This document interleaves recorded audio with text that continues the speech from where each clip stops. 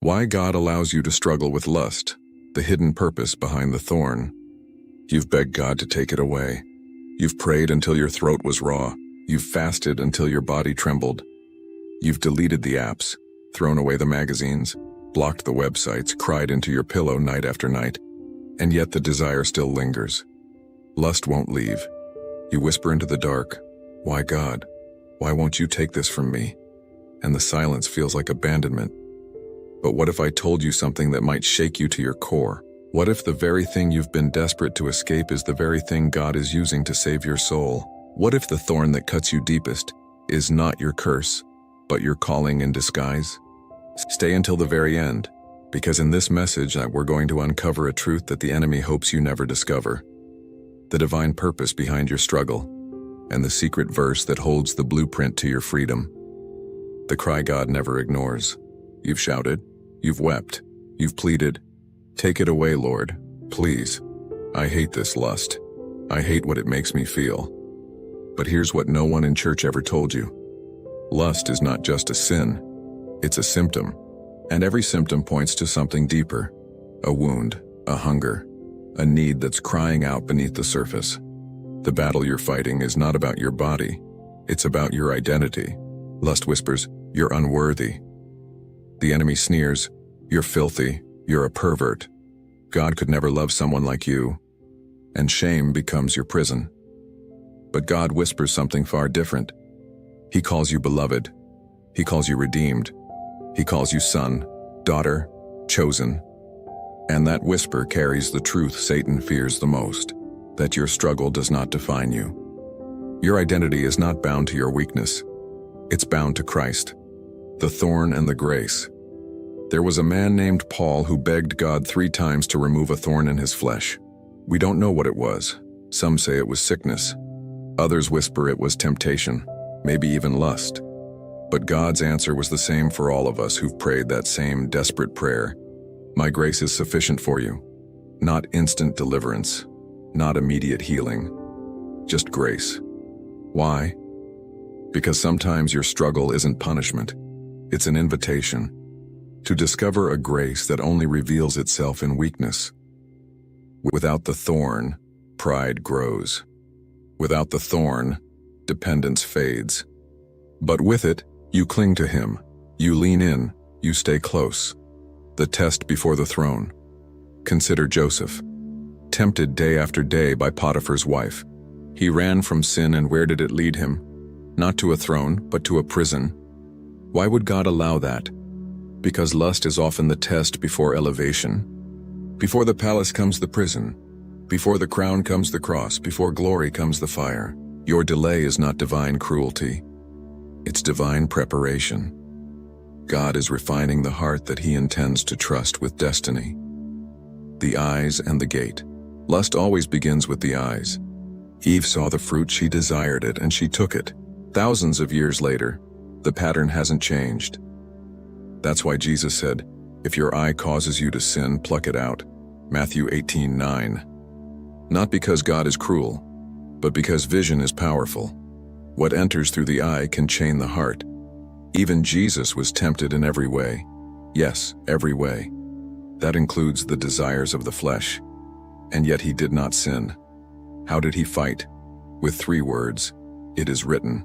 Scripture was His sword. And it can be yours too. The question we all ask. So why doesn't God just remove the desire?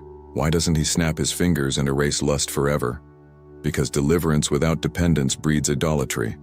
If God gave you instant freedom, would you still chase Him? Or would you start worshiping the gift instead of the giver? Some idols are not found in sin. They're found in blessings.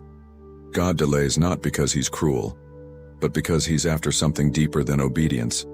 He's after intimacy. He wants your tears, your surrender, your desperate prayers. He wants you to cling when nothing makes sense, because in that clinging you're transformed.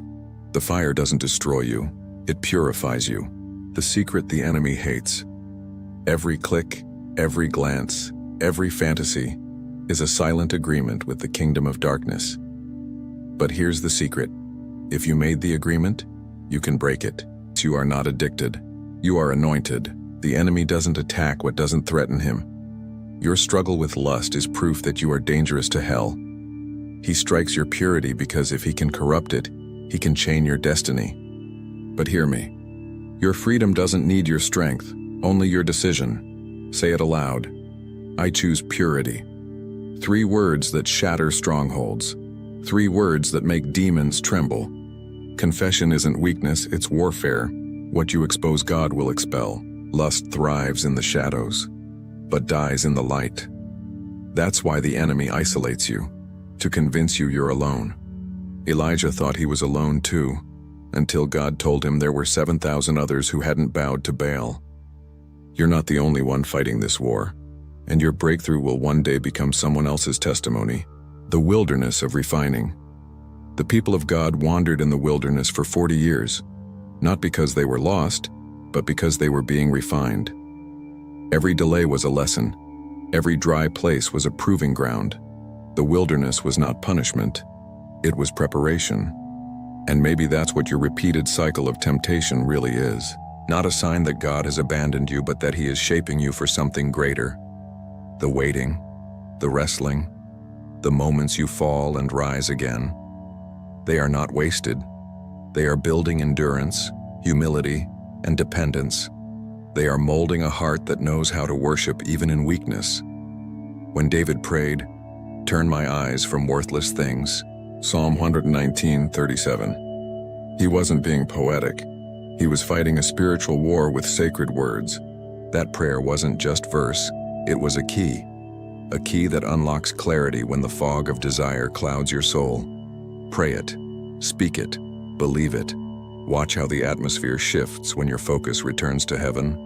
Because your thorn is not your enemy, it's your teacher. It drives you to the feet of Jesus. Without it, you might drift. With it, you cling. And every moment you choose to keep walking, even through the wilderness, you are becoming the person God has always seen you to be. The covenant of the eyes. Job 31 said, "I made a covenant with my eyes not to look lustfully at a young woman." That wasn't metaphor. It was warfare. He consecrated his vision to God. Have you made that covenant yet? Your eyes are windows to your soul. If those windows stay unguarded, the enemy enters freely.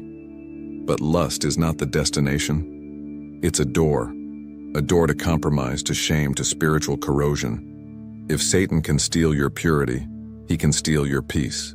If he conquers your desire, he corrupts your destiny. That's why the war feels so relentless. Because behind this door lies everything God has placed inside you. Worship, the weapon of freedom. The voice of lust is ancient. It whispers, just once. No one will know. God understands. But that voice is not yours. It belongs to a spirit that's haunted humanity since Eden. Yet here's lust's greatest weakness. It trembles when you worship. When you lift your hands in the middle of temptation, its power crumbles. Willpower may fail, but worship is fire. Praise silences shame. And you are not fighting alone. You are part of an unseen army. Thousands who battle beside you.